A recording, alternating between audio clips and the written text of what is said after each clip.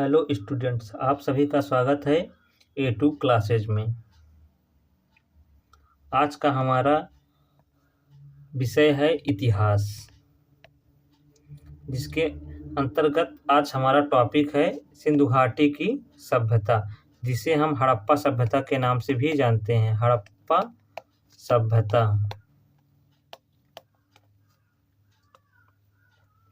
हड़प्पा सभ्यता सिंधु घाटी की सभ्यता। हड़प्पा सभ्यता अर्थात सिंधु घाटी की सभ्यता।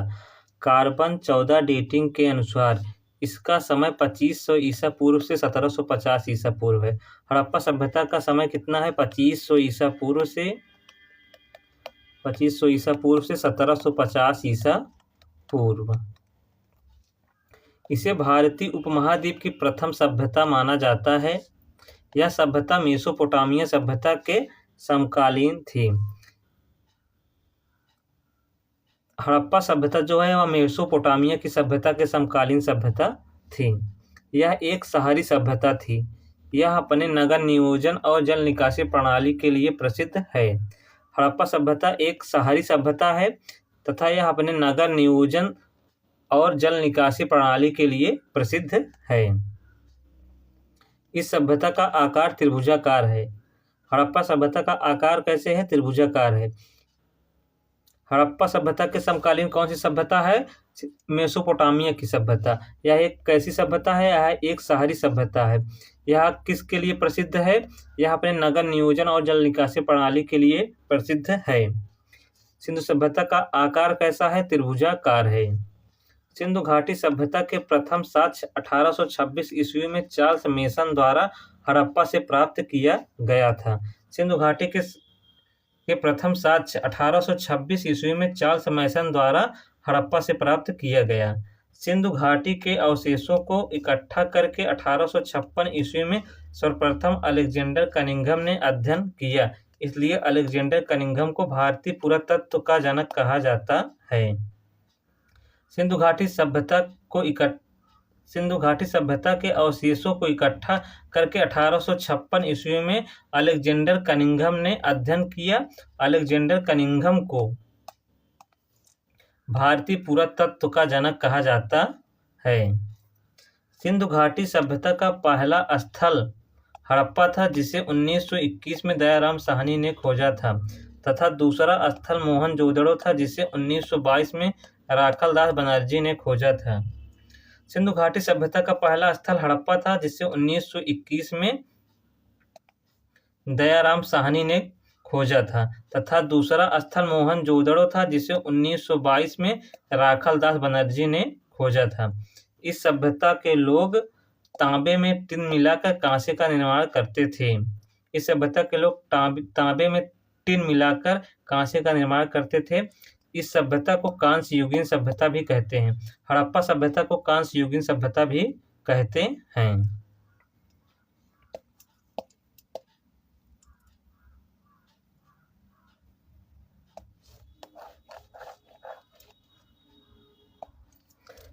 हड़प्पा सभ्यता का विस्तार देख लेते हैं। North, south, east. सबसे उत्तरी भाग मांडा सबसे उत्तरी भाग मांडा है, जो जम्मू और कश्मीर में स्थित है, चिनाब नदी के तट पर। सबसे दक्षिणी भाग दैमाबाद है, जो गोदावरी नदी के तट पर है, महाराष्ट्र में। सबसे पूर्वी भाग आलमगीरपुर, मेरठ, यूपी, ये हिंडन नदी के तट पर है, हिंडन नदी। सबसे पश्चिमी भाग जो है वह सुतका गेंडोर है, सुतका गेंडोर, बलूचिस्तान, पाकिस्तान, दास्क नदी के तट पर है। सबसे उत्तरी भाग मांडा है। सबसे उत्तरी भाग कौन सा है? मांडा। सिंधु घाटी सभ्यता का सबसे उत्तरी भाग मांडा है, जो जम्मू कश्मीर में स्थित है, चिनाब नदी के तट पर। सबसे दक्षिणी भाग दैमाबाद है महाराष्ट्र में गोदावरी नदी के तट पर। सबसे पूर्वी भाग क्या है? आलमगीरपुर, मेरठ, उत्तर प्रदेश, हिंडन नदी के तट पर। सबसे पूर्वी भाग क्या है? आलमगीरपुर, मेरठ, यूपी, हिंडन नदी के तट पर। सबसे पश्चिमी भाग सुतका गेंडोर, बलूचिस्तान, दास नदी के तट पर। अभी तक 350 से ज़्यादा स्थल खोजे जा चुके हैं। सबसे ज़्यादा स्थल गुजरात में 200 से ज़्यादा प्राप्त हुए हैं। अभी तक कितने स्थल खोजे जा चुके हैं? 350। सबसे ज़्यादा स्थल कहाँ पे हैं? गुजरात में, 200 से अधिक।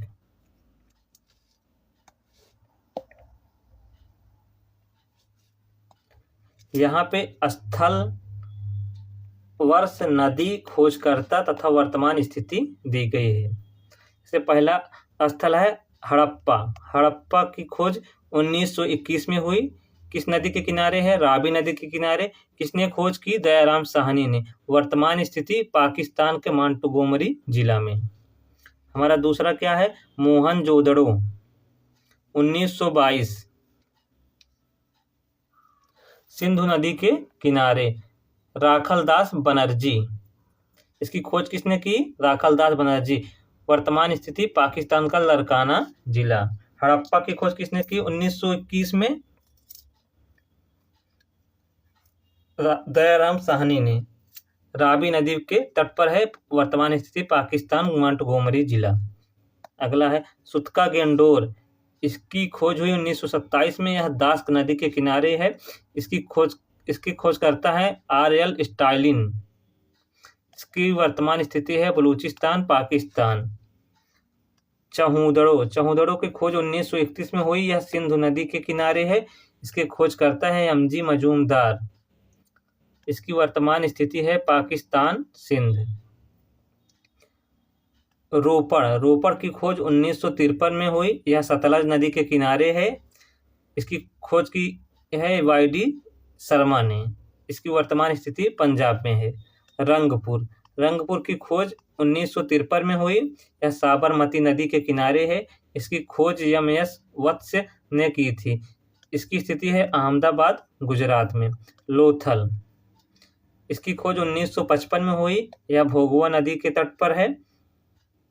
इसकी खोज एस.आर. राव ने की। यह गुजरात राज्य में स्थित है। कालीबंगा की खोज 1953 में हुई। यह घग्गर नदी के किनारे है। ए घोष ने इसकी खोज की है।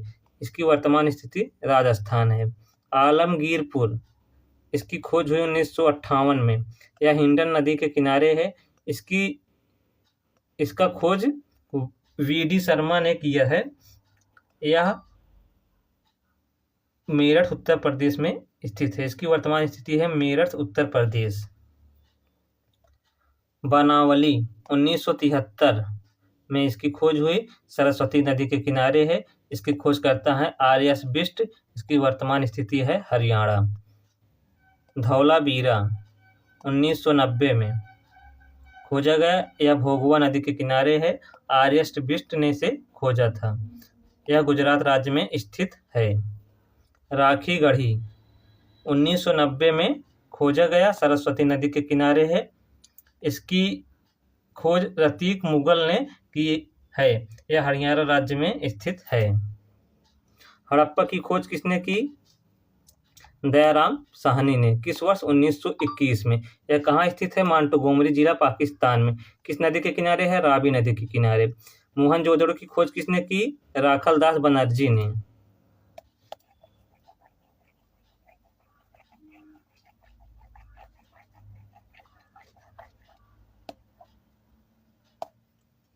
मोहनजोदड़ो की खोज किसने की? राखलदास बनर्जी ने 1922 में। यह किस नदी के किनारे है? सिंधु नदी के किनारे है।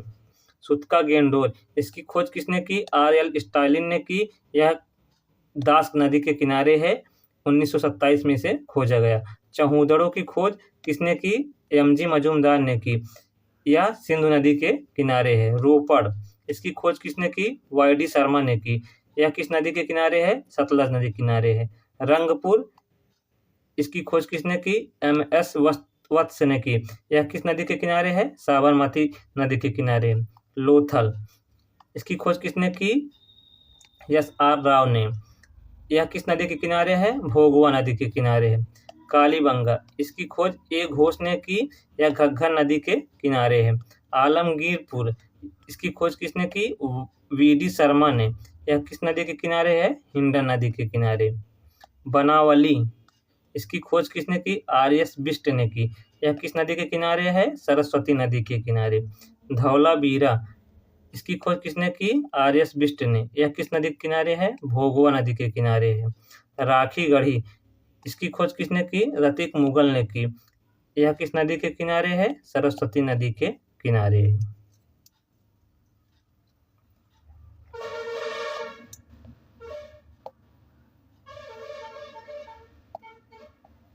हड़प्पा, हड़प्पा से मिलने वाली सबसे बड़ी इमारत एक 12 कक्षों का अन्नागार था।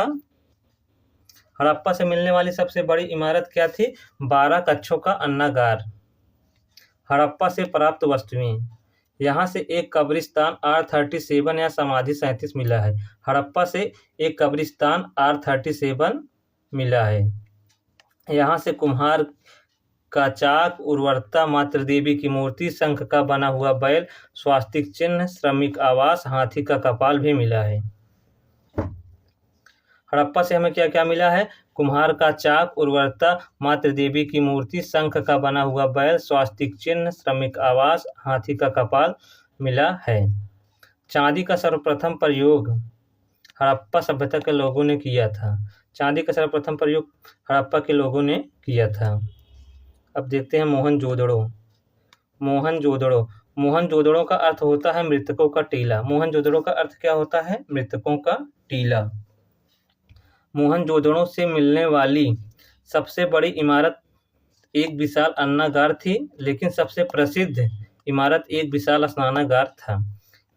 मोहनजोदड़ो से मिलने वाली सबसे बड़ी इमारत एक विशाल अन्नागार था, परंतु सबसे प्रसिद्ध इमारत एक विशाल स्नानागार है। यह सिंधु सभ्यता का सबसे बड़ा शहर था। मोहनजोदड़ो सिंधु सभ्यता का सबसे बड़ा शहर था।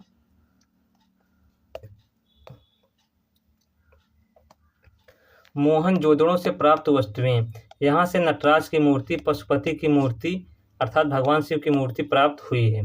यहाँ से एक सिंगारदान भी मिला है। शवों को जलाने के साथ मोहनजोदड़ो से मिले हैं। शवों को जलाने के साथ कहाँ से मिले हैं? मोहनजोदड़ो से मिले हैं। यहाँ से एक नृत्य करती हुई बालिका की मूर्ति मिली है, जो कांसे की बनी हुई है। यहाँ से एक नृत्य करती हुई बालिका की मूर्ति मिली है, जो कांसे की बनी हुई है। यहाँ प्रत्येक मकान में एक कुएं का साक्ष्य मिला है। यहाँ ईंटों का अनुपात 4:2:1 है। यहाँ से सूती वस्त्र, पुरोहित आवास, सभागार भी मिला है। पिग्गट महोदय ने हड़प्पा और मोहनजोदड़ो को एक विस्तृत साम्राज्य की जुड़वा राजधानी कहा है।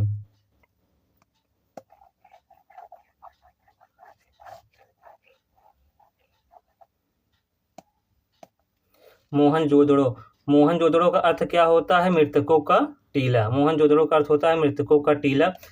मोहनजोदड़ो से मिलने वाली सबसे बड़ी इमारत एक विशाल अन्नागार है, लेकिन सबसे प्रसिद्ध इमारत एक विशाल स्नानागार है। सिंधु सभ्यता का सबसे बड़ा शहर है। मोहनजोदड़ो सिंधु सभ्यता का सबसे बड़ा शहर है। यहाँ से नटराज की मूर्ति, पशुपति की मूर्ति प्राप्त हुई है। यहाँ से एक सिंगारदान भी मिला है। शवों को जलाने के साक्ष्य मोहनजोदड़ो से मिले हैं। यहाँ से नृत्य करती हुई बालिका की मूर्ति मिली है, जो कांसे की बनी हुई है। यहाँ प्रत्येक मकान में एक कुएं का साक्ष्य मिला है। यहाँ ईंटों का अनुपात 4:2:1 था। यहाँ से सूती वस्त्र, पुरोहित आवास, सभागार भी मिला है। पिग्गट महोदय ने मोहनजोदड़ो और हड़प्पा को एक साम्राज्य की जुड़वा राजधानी कहा है।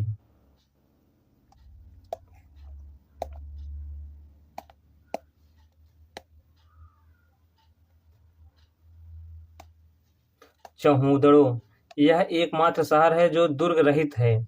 यहाँ से प्राप्त वस्तुएं, यहाँ से मेकअप का सामान, लिपस्टिक, शीशा, मनका, गुड़िया, सुई और अलंकृत ईंट तथा बिल्ली का पीछा करता हुआ कुत्ता भी मिला है। चहुदड़ो, यह एकमात्र शहर था जो दुर्ग रहित था। चहुदड़ो एकमात्र शहर था जो दुर्ग रहित था। यहाँ से प्राप्त वस्तुएं, यहाँ से मेकअप का सामान, लिपस्टिक, शीशा, मनका, गुड़िया, सुई, अलंकृत ईंट, बिल्ली का पीछा करता हुआ कुत्ता भी मिला हुआ है। यहाँ से बिल्ली का पीछा करता हुआ कुत्ता का चित्र मिला हुआ है।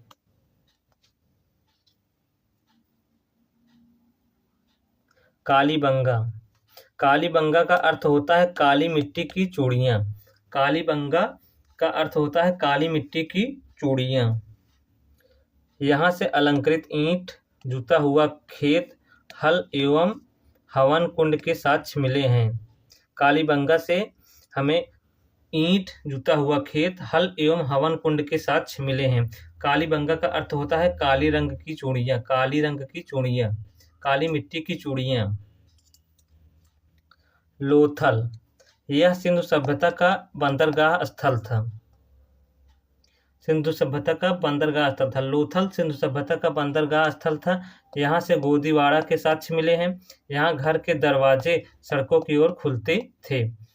लोथल में घर के दरवाजे सड़कों की तरफ खुलते थे। यहाँ फारस की मुहर मिली है जो विदेशी व्यापार का संकेत है।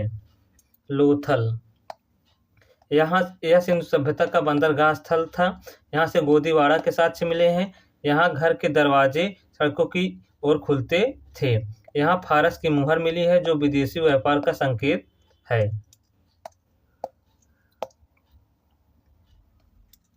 महत्वपूर्ण तथ्य, रंगपुर से धान की भूसी मिली है। सिंधु सभ्यता का सबसे बड़ा स्थल धौलावीरा गुजरात में स्थित है। भारत में सबसे बड़ा स्थल लाखीगढ़ी हरियाणा में स्थित है। सिंधु सभ्यता का सबसे बड़ा शहर मोहनजोदड़ो है। रोपड़ से मानव के साथ साथ उनके पालतू पशु का भी शव मिला है। रोपड़ से मानव के साथ साथ उनके पालतू पशु का भी शव मिला हुआ है।